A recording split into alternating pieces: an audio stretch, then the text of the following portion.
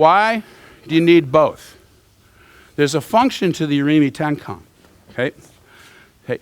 If a big guy like this charging in on me, sure, I'll just vacate and let that energy flow in. But what if he's not that aggressive? He's up there. No, stay out there. So he's not charging in. He's just ready. So we were talking about this last night. Who decides when he goes? If I let him decide, then I'm always reacting time-wise to the timing he chose. So one of the functions of a Urimi Tenkan is he's standing there. Okay, nope. This is like drama. That was a cue. He's standing there. Okay? Why does he commit? Because I moved into his space. I'm the one deciding when he goes now. Okay? That's one of the big reasons we have Urimi Tenkan, especially when it starts to be striking. Okay? He's there and he's ready to punch. Okay? Right now I'm not in range. I moved to right here with that step, I'm in range. So the step is how you draw the attack. See, now he should be punching because I went into range. The moment I hit that point, if he hesitates after that, I hit him first. So there's a point where when they move into your space, you either have to commit your attack or bail out by stepping out. Okay, I don't control whether he tries to get away. Okay? But if he does try and get away, I'll keep moving forward and I'll back him into where he can't back up again because all of a sudden he couldn't move forward. In a real fight, I back him into a wall or a parked car or up against the bar and finish it. Once he starts backing up, you don't ever let him recover. Does that make sense? Okay? So the other reason that you need it is not just timing, but simply spacing. This stuff is all meant to be done with multiple attackers. We're practicing with one partner, but O-sensei used to say, whenever you're training with a single partner, always treat it like you're multiple partners. And then actually when you're training with multiple partners, you try and treat it like it's a single person. So if you're moving properly in a randori, it's just a series of single encounters. Hopefully you don't end up with what we practiced last night where 2 and 3 guys are grabbing you at the same time. That means you kind of made a mistake. So if he was another attacker and he was here, stay right there, then this version is not probably the best choice to have made. Maybe Urimi Tenkan was a good choice. You see what I mean? So part of having the freedom to do any footwork you want is the freedom to position yourself relative to the other attackers. Okay? There's all sorts of stuff that'll work with one guy, but when there's 2 or 3 of them coming at you, then there are certain choices that are better than others. And high on the list is not doing the one that turns your back to one of the other attackers when he's coming in. Use the one that allows you to take one of the attackers and get him in the way of one of the other ones. Preferably smack him into him, and then go deal with the third guy or whatever you got. Does that make sense? So there's a whole lot of reasons for this. Right? Now, let's take that one. If you look at this, you know about the ball? Just relax. You know about the ball?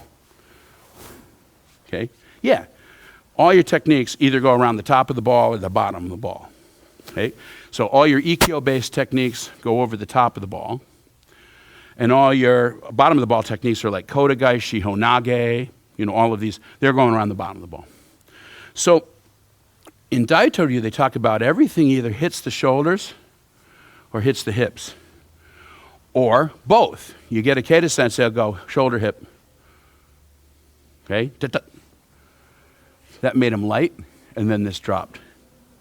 And he's being nice. He's kind of amplifying. So, this is really kind of an interesting thing. Amplifying is not really a good idea from the standpoint of your practice, but a lot of teachers like to use students who amplify because it makes it really easy for you to see what I'm doing. Because he expressed, like he did twice as much as I did. See it hit? Now, instead of letting that float, stay grounded and relaxed. See there, that was it. That's all I should get. With somebody this size, I'm not going to just, he's given that to me. If you had a good extension in here, and there it is. Remember you're talking about the jiggle? That's all you can expect. That hits. Now, if we do other things like we were just doing, I can start to raise that, get inside it and raise it. But what if I hit and then let it fall back to me and then run it here? Now the elbow's hitting the hip. Okay? So we did Kokyunage to start with as a warm-up. What if we take this Irimi Tenkan now and drop, and then let the pressure of this drop. See, I'm resting on top of it. Now relax, relax. Keep the connection. Take this in your legs, so your legs are springy. Don't collapse that. You don't want me. This is actually protecting you, and it's also telling you what I'm doing. Okay? See how you can touch my center through this? Feel what I'm doing? So if I go to hit you, you can feel that coming. This is telling you. Once they defeat your attack, this is why you keep connection. Because this tells him what I'm doing. He can feel my feet here. If I shift to make a kick, or if I shift to make a punch, he can feel it here, and he knows what that has to do. Okay? So even though he's kind of screwed up, he's still connecting. A lot of guys just disintegrate when this happens, and it's like, oh, well, my attack didn't work, now I'm going to die. Okay? Don't give up. Stay. I'm going to use that. So as I drop here, it creates pressure. What happens if I release the pressure? So you see him not only go forward, but rise up. So get to here. Now, this is into him, but this is going to keep going back. Look where he went. He went forward again, and I'm behind him. Now I'm going to drop on top of him. So this is all about how to create neutral pivot points with your hips. You have sticks here. Imagine this is your hips, so pelvis, okay? What everybody tries to do is pivot on their center axis. And the problem with that is that, okay, put your fingers on either side here, or your hand palms, okay? So if I try and pivot here, don't go. I'm running into his power both directions. But if one becomes neutral and the other moves, it's easy. So here's what I want you to see. We're going to do that.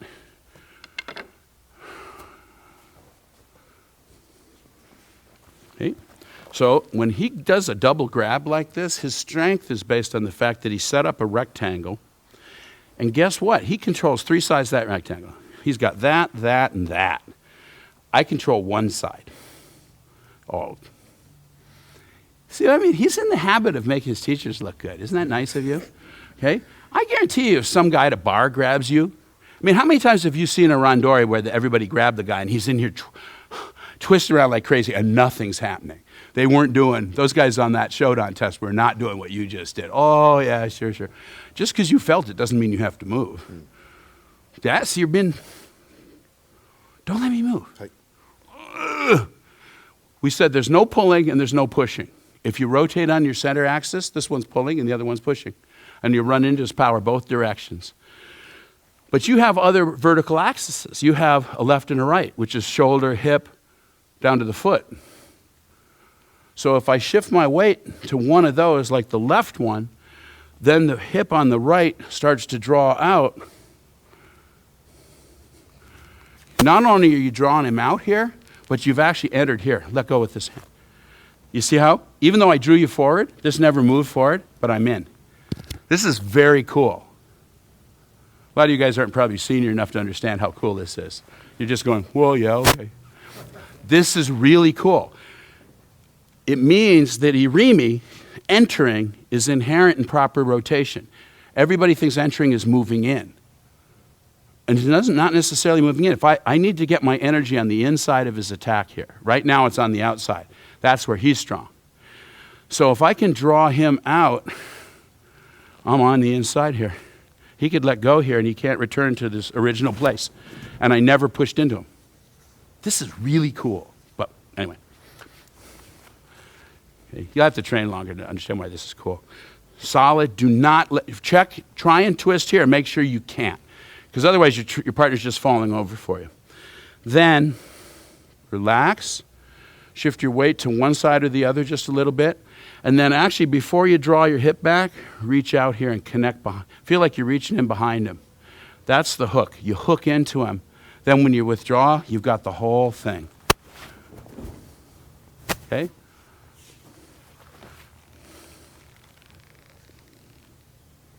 His power's all going past me now. I have a Temis. and I can drop on top of it. Okay? So, just that much. I want you to feel how, that's what a tenkan is setting up one axis and moving the other side.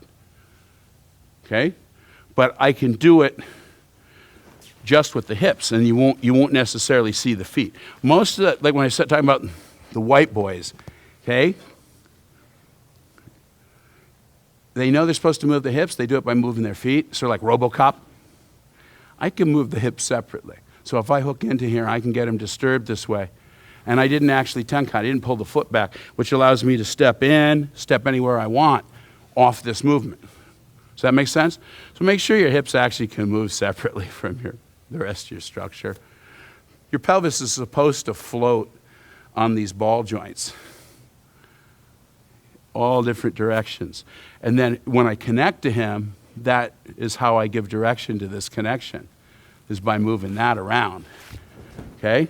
And before the end of the weekend, I'll show you some other stuff about that. But right now, just release one hip. I call it a release. I connect into him, then I release one of them. That creates a low pressure zone and he falls into it. But the other one's actually in now. Okay? Here's a thing that will help your Aikido immensely. I got this from Gleason Sensei, and it was really interesting because this, for him, it was a throwaway comment in the middle of a class. I got stuck on an Ikkyo because I was trying to run it here, and he said, no, the curve runs behind the head. Oh. And so but when I thought about it, I went, oh my God, everything runs back there. Okay? Almost all your Kihon Waza runs back there. So you take the 2 points to the shoulders. We know from geometry, if you have 2 points, you have a line.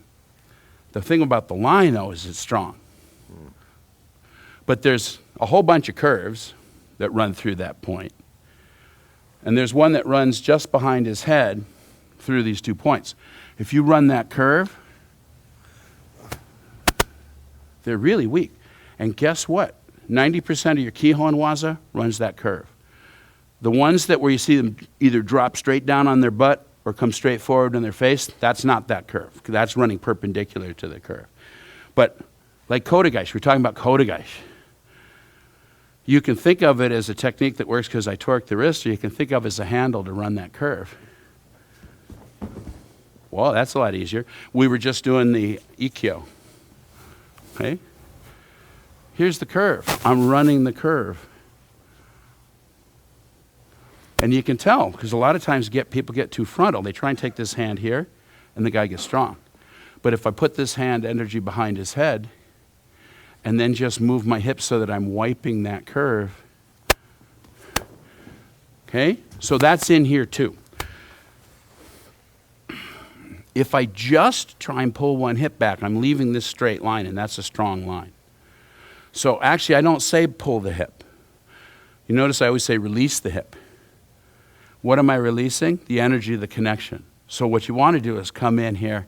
Remember you're talking about every technique has a place where you accepted the energy of the connection. I'm going back there and touching the 2 points on the Ikkyo curve. Then when one hip releases, you see how that's actually behind him now? It's not really happening here. It's happening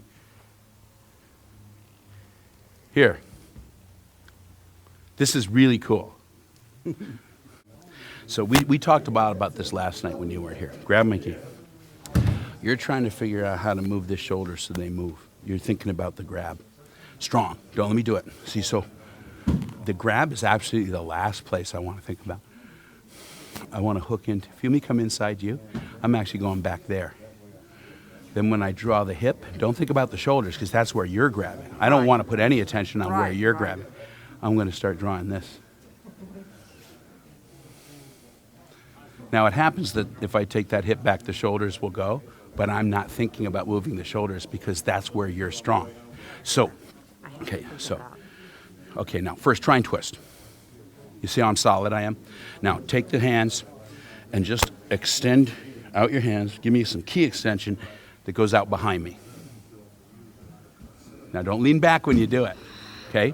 There, you see me shift to my heels a little bit? I felt something. Yeah, see that's when, the first time you extended but you leaned back and it neutralized the extension. But the second time you held your ground and then really expanded in the space. You see? That's when you hooked into me. And then, Now, just take the hip away that you want me. thank you. Single hardest thing to do in Aikido. What's the single hardest thing to do? No, dying is easy. People die all the time.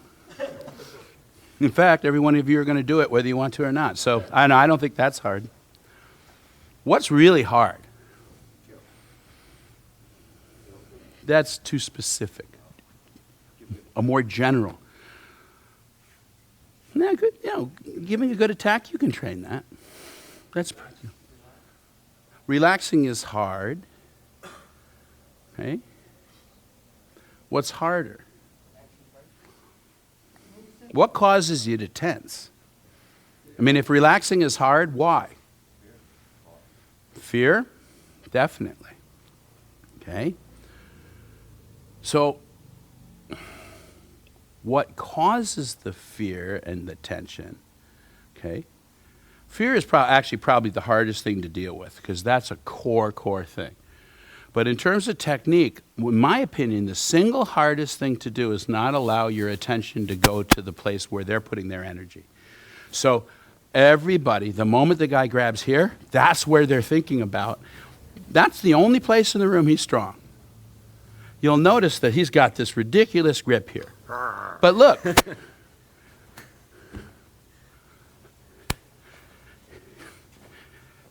I remember when I used to think that people could grab me and I couldn't move. Okay? And that actually persisted for a ridiculously long period of time. It's embarrassing to say. The only thing in the room he's got, the only place in the whole room he's strong is right here. So, what happens with everybody in these exercises, the guy grabs and then they try and figure out how they move this so he'll move. And that's absolutely the last thing you want to do. What I need to do is have all my energy inside that. So here, just do this. This is the single easiest thing. He's here. Don't even have to take both hands. Take one hand and go, you. Remember talking about a conversation? I'm not dealing with this. That's his attack. I'm talking to him. You see him jiggle the moment I reached out there? You see it? Remember we were talking about how do you know you have a center-to-center connection? If you jiggle, they move. If I'm out here, there's not much happening back there, especially if he really relaxes but locks down. Not much going on. This is what happened when you extend behind me. All of a sudden, I went to my heels. Okay? If you're small-spirited and you're thinking about you, you're on the outside of their power. So we were talking about opening up the heart chakra last night, sliding the shoulder blades together. What happens? Just watch him when I expand here. Oops. Do you see him move? I didn't even rotate yet. I just expanded. So when you reach out and you go, you, I'm not dealing with this anymore. I'm talking to your center. And then when I release that hip, I've totally got him. Okay? So if you think about the atemi,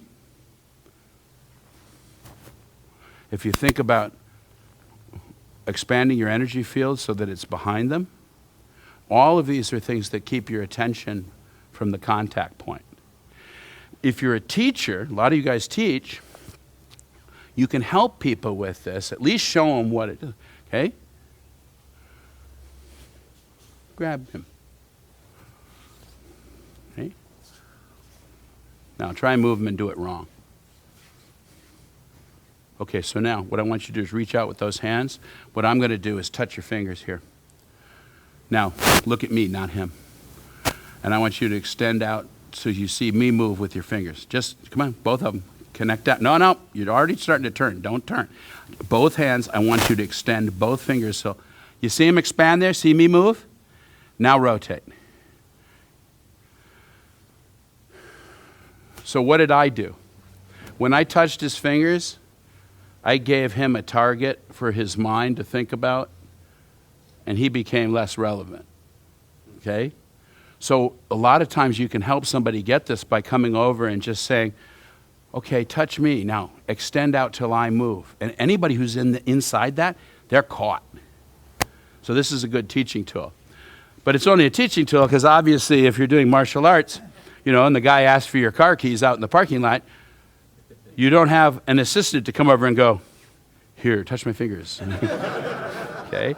So you have to learn how to do it yourself. He comes up here and I'm back there already. I was always back there. He was in my field. The moment he stepped into my space, I have him. So I'm just not ever where he's strong. I was always inside it. Okay? When I relaxed, I was outside it. Okay? He's getting hosed. I'm never allowing my attention to go to the contact point. And yet, the more energy there is, when it gets faster and it strikes, I guarantee you that the moment that comes, that's what you're thinking about. I've trained myself to not actually, when I look at somebody, I don't see structure anymore. I see holes and balance lines. Okay, so this guy sitting here looking at him, I'm not seeing this. I'm seeing a hole here, and underneath, and over. Okay, I'm seeing Ikkyo curves. I'm seeing spaces behind him, spaces underneath him. That's the way I look at people now in this context, instead of thinking how I meet the structure and do something to it. A lot of you guys are still at the, I need to do something here. This is the one place in the room he's strong. I'll go inside that, come around behind him, come over the top of him, release it. I'm running it everywhere except that point.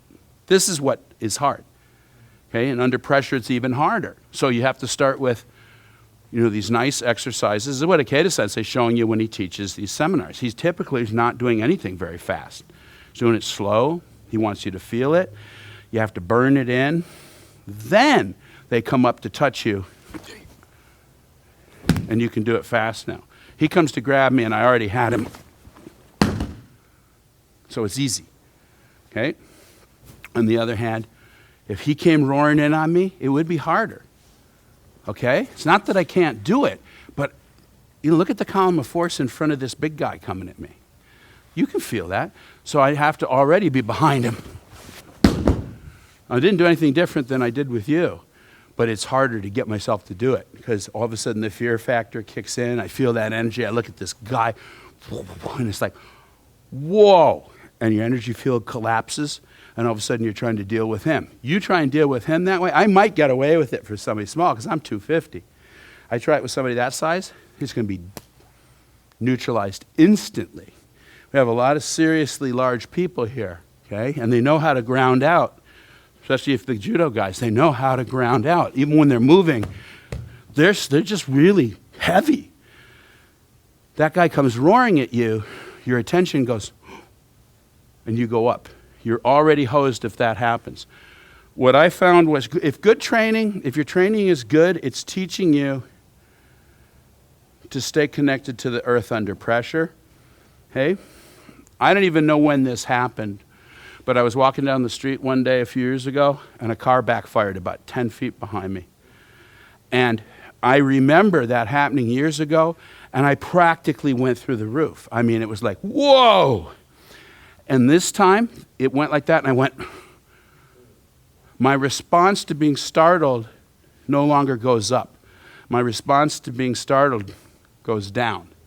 That's something that your training should put into you, okay? Even if I do get startled and I'm scared, I'm dropping into my base, not going, which used to be it. That's a standard fright response, is to go up into your chest and get, okay?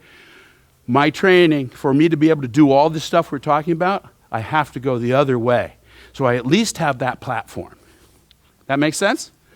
Okay, let's go back to Ryo Totori. We started last night with the impasse, and then we talked about giving it direction. What we did was how to bring it in here. Okay? Now, we've been playing with releasing the hip. What if I do both? Okay? So he's coming in to attack me, and I'm going. I'm already turning.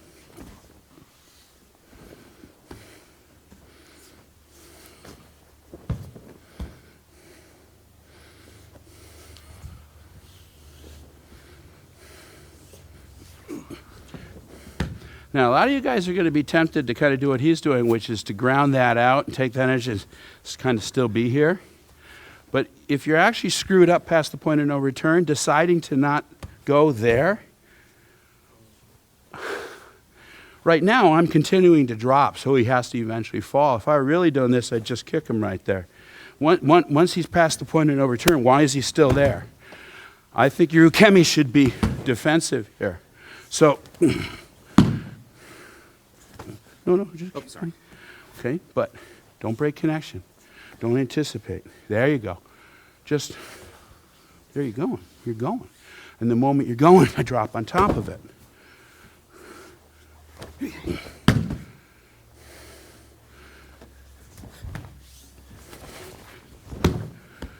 If they find a way not to go, that means there's some up pressure. If he's not going down, that means there's up pressure, so release it. Don't push on him. Don't contend. Okay? But what I really want is to take this rectangle that we're doing and just go over here and drop on top of it.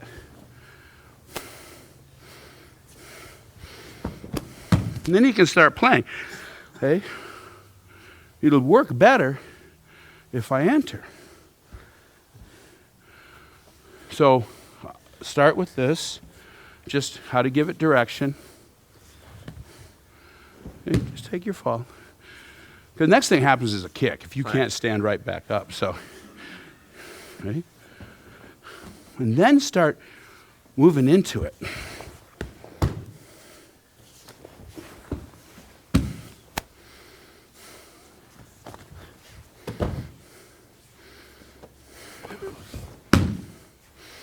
So, we're talking about a Rimi Tenkan.